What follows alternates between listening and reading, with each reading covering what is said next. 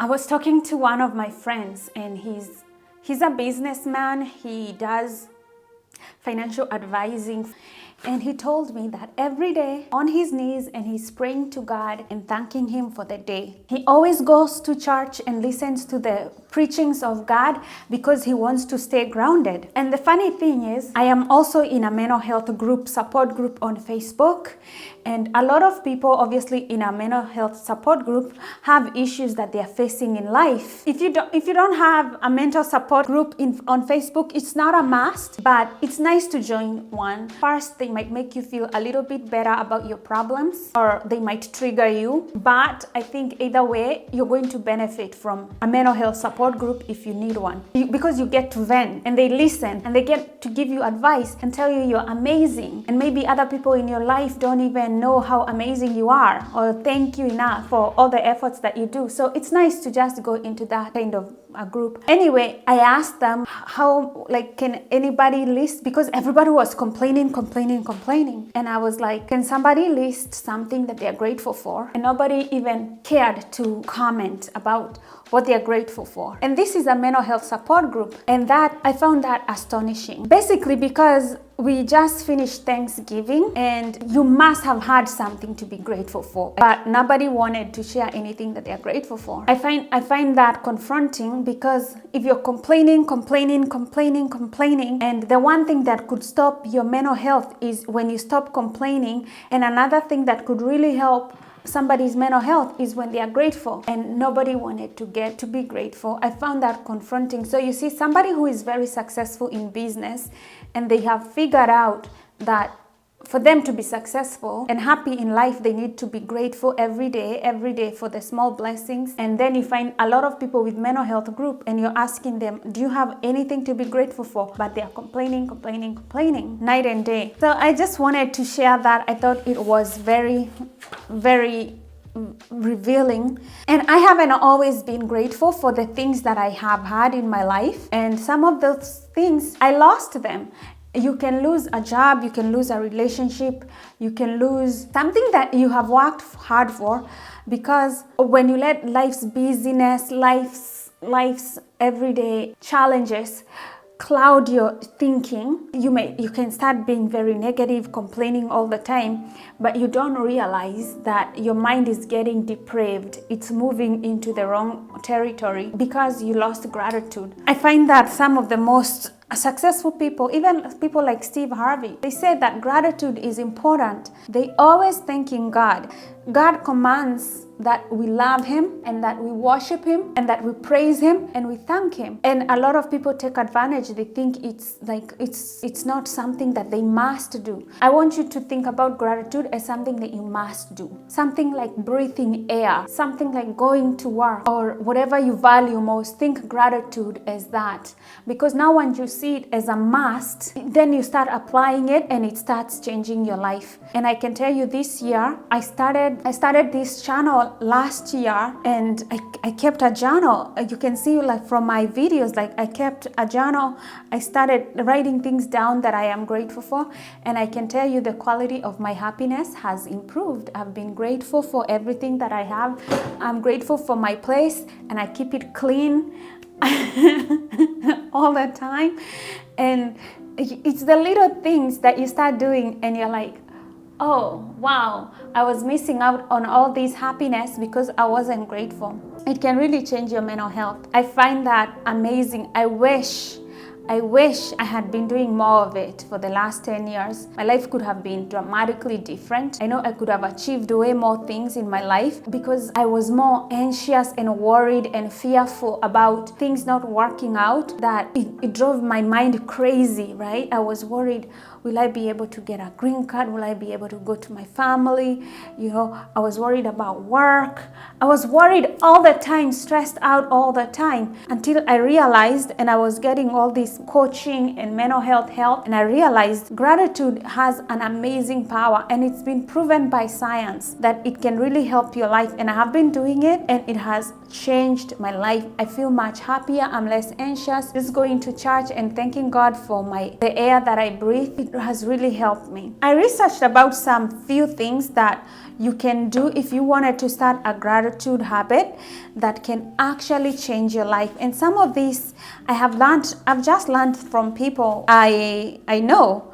For example, my aunt Salome, she usually prays before she leaves the house to do business and after she comes. I lived with her one summer and I observed her. She owns a butchery in Kenya, and before she left to go buy her products, she would pray, and when she comes back she would pray.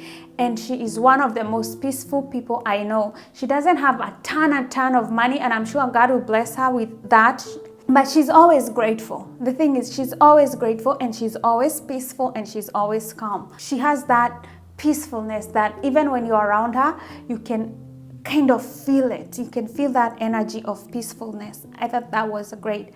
And of course, my friend, he said that he prays every day. He kneels on by his bed and prays to God on his knees every day, and that is a very, very good practice.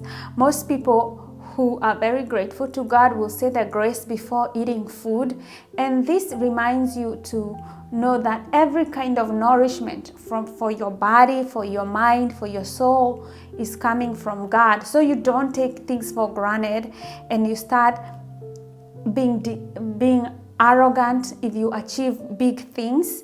It helps your mind not to be arrogant. It helps your mind to stop complaining. It helps your mind to realize that life is a miracle in itself. Like your life is a miracle. You are a miracle. Somebody was saying you can live your life as though nothing is a miracle, or you can live your life as if everything is a miracle. And I thought, wow, that was very, very profound. There are people who keep gratitude journals, and there are people, I have seen very wonderful people who write letters, and like if you see like the old tradition of letter writing, people were usually very grateful and telling each other stories through writing. And I thought that is a good thing to start doing, just writing people. It first will make you become more social. People like thankful people. So it means that more opportunities will come to you. Another thing is thanking yourself. We forget ourselves, that we need to thank ourselves for the past choices that we have made, for the people that we have forgiven, for the things that we have learned to let go. Learning to thank yourself for the progress that you're making, because when you thank yourself right now,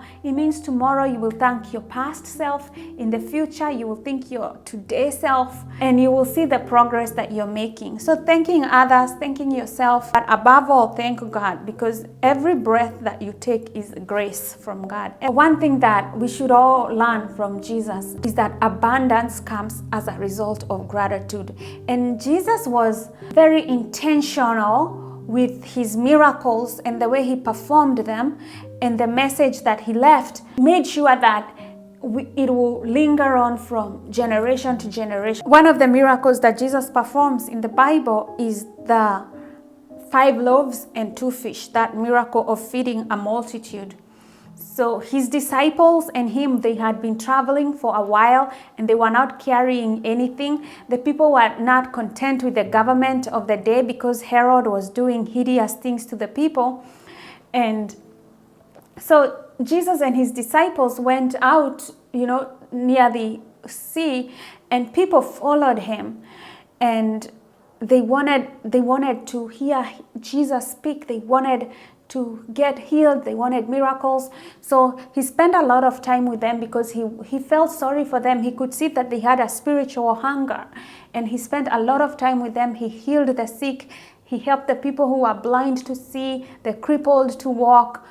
He's the Son of God. He did all those things. So I'm sure they were like, Emmanuel, we have God on earth. That must have been a different time on this planet for God's Son to actually land here and start doing miracles, miracle after miracle after miracle. But then they were hungry, and the disciples were worried. What are we going to feed all these people? And Jesus asks what is around, like, where can we find food? And the disciples were like, how do we feed these people? Jesus was like, where do we find food? And Jesus takes there's a little boy whose mother had packed some food for him, and he had 5 loaves and 2 fish. And you won't believe what happens next. Because Jesus breaks the bread and then he gives thanks. The first thing he does is to give thanks to God. Unbelievable. He only has 5 loaves of bread and 2 fishes, or 2 fish, however you say those in plural. But he doesn't complain. He doesn't go like, what am I gonna do? How am I gonna feed all these people? He doesn't do that. He breaks the bread and gives thanks. He just gives thanks to God. And then he started sharing it, and it kept multiplying and multiplying and multiplying.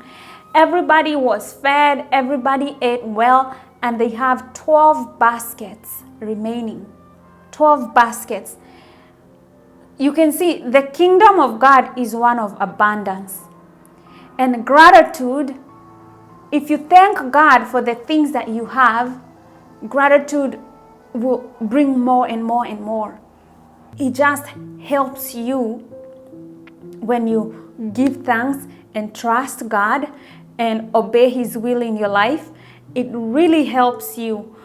A lot of people and a lot of marriages, for example, could be saved if people took time to follow, the commandments of love, of gratitude, of forgiveness. All these things we take for granted. We don't even pray sometimes for our partners.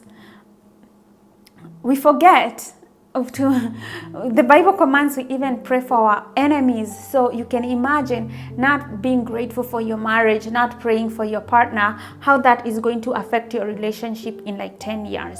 Because you're taking them for granted. When you give thanks, when you're grateful for something, you take good care of it, because you know that it's there by grace, it's there by miracle. You just don't deserve things just because you exist. You get things because of grace and God's mercies and God's abundance. Thanks again for tuning in to Spiritual Fitness. Again, my name is Kanini. And if you like this video, please do likes. Give me some likes, subscribe, and share. And until next time, may God bless you.